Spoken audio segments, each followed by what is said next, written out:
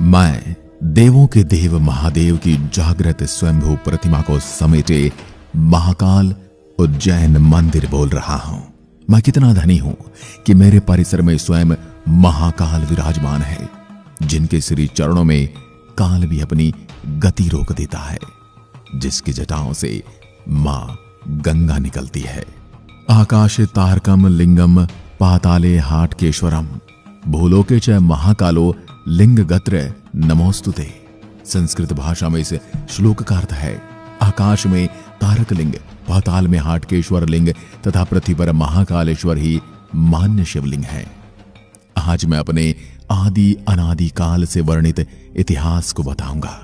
मेरे परिसर में विराजमान स्वयं शिवलिंग को अलग अलग क्रूर हमलों के दौरान कैसे भक्तों द्वारा बचाया गया, उसकी भी पूरी कहानी मैं आपके सामने लेकर आऊंगा।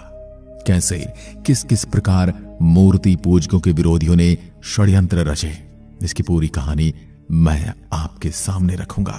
साथ ही मैं बताऊंगा कि क्यों मेरे यहां कोई भी राजा या मंत्री रात नहीं गुजार सकते, और जिसने भी रात बिताई उसके साथ क्या हश्र हुआ। इसके साथ ही मैं अपने पूरे परिसर की जानकारी आपको घर बैठे दूंगा। मेरे नए बने परिसर की ओर भी ले चलूंगा।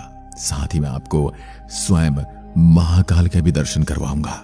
मुझे अपने प्रभु का जयकारा लगाते हुए मेरे प्रभु के भक्तों को देखकर बड़ी प्रसन्नता होती है।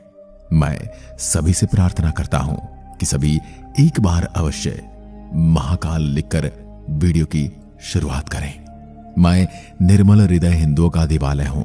मैं आदि अनादि काल से यहां अपने परिसर में महाकाल को विराजमान देखते हुए बड़ा हुआ हूं। महाभारत और कालिदास जैसे महाकवि की रचनाओं में मेरे इस परिसर का मनोहर वर्णन मिलता है। मेरे यहाँ भगवान शिव भक्तों को कालों के काल महाकाल के रूप में दर्शन देते हैं। कहा जाता है कि अवंतिकापुरी के राजा विक्रमादित्य बाबा महाकाल के भक्त थे और भगवान शिव के ही आशीष से उन्होंने यहां करीब 132 सालों तक शासन किया था। मैं कितना प्राचीन हूं इसकी सटीक जानकारी मिलना बेहद मुश्किल है, लेकिन मैं सदियों से लोगों की आस्था का केंद्र रहा हूं। मेरा इतिहास बड़ा ही रोचक है। मंगल और ब्रिटिश हुकूमत के अधीन रहने के बाद भी इस देश ने इस पावन स्थल की पुरातन पहचान को नहीं खोया। सनातन धर्म की पताका को ऊंचा रखने के लिए धर्म की रक्षा से जुड़े लोगों ने ज्योतिर्लिंग को तरह तरह से जतन कर आक्रांताओं से सुरक्षित रखा। सैकड़ों सालों तक यहाँ मुगलों और अंग्रेजों का शासन रहा और उन्होंने सनातन धर्म को दबाने की हर भरपूर मुमकिन कोशिश की। मंदिर तोड़े गए, मूर्तियां तोड़ी गई, कई जगह आतंक मचाकर लोगों पर अत्याचार किए गए, लेकिन इसके बावजूद आज भी सनातन धर्म को कोई बाल भी बांका नहीं कर पाया और आज भी पूरे विश्व में अपनी सुगंध से महक रहा है सनातन धर्म। अब मैं मेरे उस काले अध्याय की शुरुआत करता हूं जिसको मैं चाहकर भी भुला नहीं पाऊंगा। बात है 1235 ईस्वी की, जब दिल्ली की सल्तनत की जिहादी नजर मुझ पर पड़ी। दिल्ली के सुल्तान इल्तुतमिश ने मुझे पूरी तरह से ध्वस्त कर दिया था। आक्रमण के दौर में महाकाल मंदिर के गर्भगृह में स्थित स्वयंभू शिवलिंग को आक्रांताओं से सुरक्षित बचाने के लिए करीब 550 वर्षों तक पास में ही बने एक कुएं में रखा गया था और महाकाल को ऐसे क्रूर आक्रांताओं की वजह से कुएं के अंदर 550 वर्षों तक रहना पड़ा। आप इस मुस्लिम आक्रांताओं की तुलना पौराणिक कथाओं में बताए गए जानवर और राक्षसों से कर सकते हैं, जो बिना किसी बात के देवताओं से युद्ध करते थे और विनाश करते थे, बिना ही किसी प्रयोजन के, बिना ही किसी स्वार्थ के। बस उन्हें विनाश करने में आनंद आता था। यह बात सिर्फ यही खत्म नहीं हुई जब दिल्ली की गद्दी पर औरंगजेब का शासन था। औरंगजेब ने मंदिर के अवशेषों से एक मस्जिद का निर्माण करवाया था। मंदिर टूटने के बाद करीब 500 वर्षों से अधिक समय तक मैं जीर्ण शीर्ण अवस्था में रहा।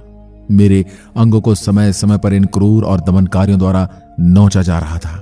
उसके बाद ध्वस्त मंदिर में ही महादेव की पूजा आराधना की जाती थी, लेकिन जब कई वर्षों के बाद 22 नवंबर 1728 में मराठा शूरवीर राणोजी राव सिंधिया ने मुगलों को परास्त किया तो उन्होंने मंदिर तोड़कर बनाई गई उस मस्जिद को गिराया और 1732 में उज्जैन में फिर से मेरा निर्माण कर ज्योतिर्लिंग की स्थापना की। राणो जी ने ही बाबा महाकाल ज्योतिर्लिंग को कोटि तीर्थ कुंड के बाहर निकलवाया था और मेरा पुनः निर्माण करवाया था। इसके बाद राणो जी ने 500 बरस से बंद सिंहस्थ आयोजन को भी दोबारा आरंभ करवाया था। मैं कोटि कोटि धन्यवाद देता हूं राणो जी को, जिन्होंने मुझे एक नया जीवन दिया और मुझे मेरे अस्तित्व को बचाए रखने के लिए मेरे में एक नई ऊर्जा का संचार किया। महाकवि कालिदास के ग्रंथ मेघदूत में मेरी संध्या आरती का जिक्र मिलता है। साथ ही इस ग्रंथ में महाकाल वन की कल्पना भी की गई है। कहा जाता है कि उज्जैन के तत्कालीन राजा विक्रमादित्य ने मेरा विस्तार करवाया था। उन्होंने मेरे परिसर में धर्म सभा बनवाई, जहां वह न्याय करते थे। ये समय मेरे लिए सबसे स्वर्णिम समय था और मैं उनकी न्याय प्रणाली का गवाह रहा हूं। राजा विक्रमादित्य ने कई प्रकार की प्रतिमाओं का निर्माण करवाया था। वहीं 7वीं शताब्दी के बाणभट्ट के कदम्बिनी में भी मेरे विस्तार का वर्णन किया गया है। 11वीं शताब्दी में राजा भोज ने देश के कई मंदिरों का निर्माण करवाया, जिसमें मेरा नाम भी शामिल रहा। उन्होंने मेरे शिखर को पहले से ऊंचा बनवाया। इसके अलावा मेरे निर्माण में काफी राजाओं का सहयोग रहा, जिसमें राजस्थान के राजा भी थे। राजस्थान के राजा जयसिंह द्वितीय ने 1280 में मेरे शिखर पर शिलालेख में सोने की परत चढ़वाई थी। साथ ही उन्होंने कोटि तीर्थ का निर्माण भी करवाया था। वहीं 1300 ईस्वी में रणथंबोर के राजा हमीर शिप्रा नदी में स्नान के बाद बाबा महाकाल के दर्शन करने पहुंचे थे। उन्होंने मेरी जीर्ण शीर्ण अवस्था देखकर मेरा विस्तार करवाया। 17वीं शताब्दी में मेवाड़ के राजा जगत सिंह ने उज्जैन की तीर्थ यात्रा की ओर यहां कई निर्माण करवाए। उज्जैन आने वाले श्रद्धालु और पर्यटक मेरे रहस्य और मुझसे जुड़ी कहानियों के बारे में जानने में काफी रुचि रखते हैं। आपके मन में भी ऐसे कई प्रश्न होंगे, तो चलिए आपको आपके प्रश्नों का जवाब देता हूं। पुराण के अनुसार एक बार भगवान ब्रह्मा और भगवान विष्णु के बीच इस बात को लेकर बहस हुई थी कि सृष्टि में सर्वोच्च कौन है। उनका परीक्षण करने के लिए भगवान शिव ने तीनों लोकों में प्रकाश के एक अंतहीन स्तंभ को ज्योतिर्लिंग के रूप में छेदा और उसके बाद भगवान विष्णु और भगवान ब्रह्म क्रमशः प्रकाश के अंत का पता लगाने के लिए स्तंभ के नीचे और ऊपर की ओर यात्रा करते हैं। लेकिन ब्रह्मा जी झूठ बोल देते हैं कि उन्हें अंत मिल गया और विष्णु जी हार मान लेते हैं। फिर शिव प्रकाश के स्तंभ के रूप में प्रकट होते हैं और ब्रह्म जी को श्राप देते हैं कि उनका किसी भी समारोह में कोई स्थान नहीं होगा, जबकि विष्णु जी की अनंत काल तक पूजा होगी। इसके अलावा एक और कहानी प्रचलित है, जिसके बारे में मैं आपको बता देता हूं। एक समय अवंतिका नाम से एक रमणीय नगरी थी, जिसे हम आज उज्जैन नगरी के नाम से जानते हैं, जो भगवान शिव को बड़ी प्रिय है। शिव पुराण के कोटि रुद्र संहिता में महाकालेश्वर ज्योतिर्लिंग की कथा का विस्तार से वर्णन किया गया है। इसी नगरी में एक बहुत ज्ञानी व शिव भक्त ब्राह्मण रहता था। इनका नाम वेद प्रिय था। उनके 4 आज्ञाकारी पुत्र थे। ये भगवान शिव के बहुत बड़े भक्त थे। वे हर रोज पार्थिव शिवलिंग बनाकर विधि पूर्वक पूजा किया करते थे। रत्नमाल पर्वत पर एक दूषण नाम का राक्षस रहता था, जिसको ब्रह्मा जी से वरदान प्राप्त था। वह वरदान के अहंकार में वह धार्मिक व्यक्तियों को परेशान करता था। उसने उज्जैन के ब्राह्मणों पर आक्रमण करने का विचार बना लिया। दूषण अवंती के ब्राह्मण को परेशान करना आरंभ कर देता है। वह ब्राह्मणों को कर्मकांड करने से मना करता है। वह धर्म कर्म के कार्य को करने से रोकता है। सारे ब्राह्मण उससे परेशान होकर भगवान शिव से अपनी रक्षा के लिए प्रार्थना करते हैं। ब्राह्मण के विनय पर भगवान शिव ब्राह्मणों की रक्षा के लिए साक्षात महाकाल के रूप में प्रकट हुए। शिव भगवान ने अपनी शक्ति से दूषण को भस्म कर दिया। भक्तों ने भगवान शिव से वहीं स्थापित होने की प्रार्थना की, तो भगवान शिव वहां पर ज्योतिर्लिंग के रूप में विराजमान हो गए। इसी वजह से इस जगह का नाम महाकालेश्वर पड़ गया, जिसे आज आप महाकालेश्वर ज्योतिर्लिंग के नाम से जानते हैं। ज्योतिर्लिंग वो जगह है जहां भगवान शिव प्रकाश के रूप में प्रकट हुए थे। 12 ज्योतिर्लिंग स्थलों में से प्रत्येक में शिव के अलग अलग नाम है। इन सभी ज्योतिर्लिंगों को भगवान शिव का अलग अलग स्वरूप माना गया है।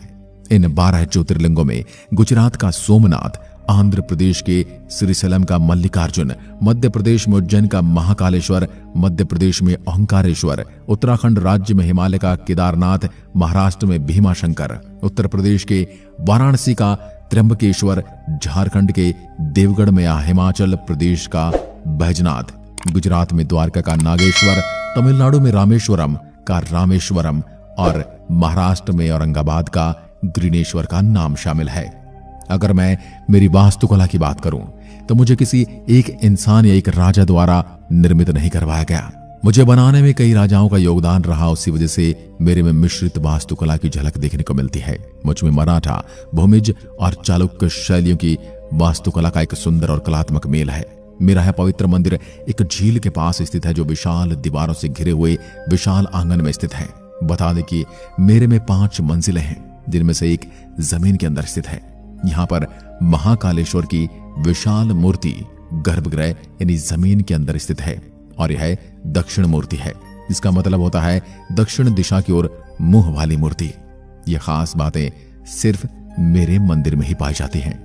महाकालेश्वर के मेरे इस मंदिर के मध्य और ऊपर के हिस्से में ओंकारेश्वर और नागचंद्रेश्वर के लिंग स्थापित हैं।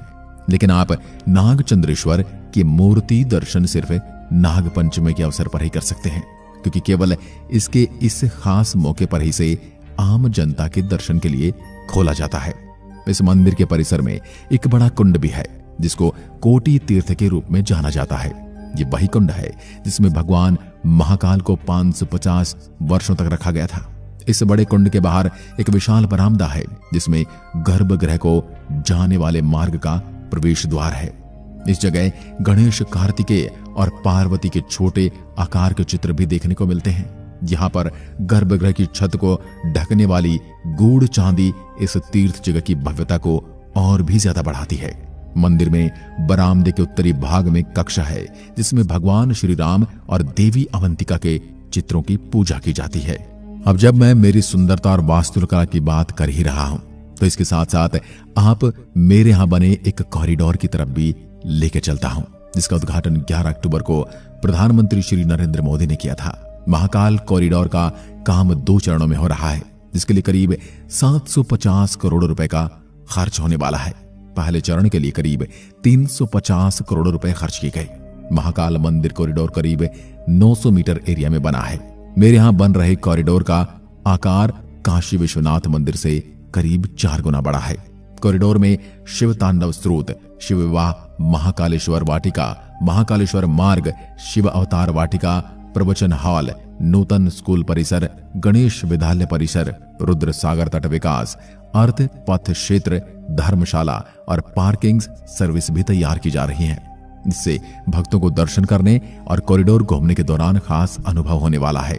खास बात यह है कि भव्य कॉरिडोर को चलाने के लिए करीब 1000 लोगों की जरूरत होगी। ऐसे में लोकल लोगों के लिए रोजगार के नए मौके भी बन रहे हैं। अगर आपने इस भव्य कॉरिडोर को देख लिया है तो कमेंट करके जरूर बताएं। बता दूं कि मेरे मंदिर में पूजा अर्चना और अभिषेक आरती सहित सभी अनुष्ठान पूरे साल नियमित रूप से किए जाते हैं। मैं आपको मेरे यहाँ मनाए जाने वाले सभी मुख्य त्योहार और होने वाले समारोह के बारे में बताने वाला हूँ। सबसे पहले आपको बताता हूँ कि मेरे यहाँ निकलने वाली नित्य यात्रा के बारे में। नित्य यात्रा में शामिल होने वाले सभी भक्त यहाँ की पवित्र नदी शिप्रा में स्नान करते हैं। इसके बाद इस यात्रा में नागचंद्रेश्वर, कोटेश्वर, महाकालेश्वर, देवी अवंतिका, देवी हरसिद्धि और अग्रसेन भाड़ा के दर्शन किए जाते हैं। ये बहुत ही भव्य होती है और मेरे मन को प्रफुल्लित करने वाली चीजों में से एक है। अब बात करते हैं महाकाल यात्रा के बारे में। इस यात्रा की शुरुआत रुद्र सागर से होती है। रुद्र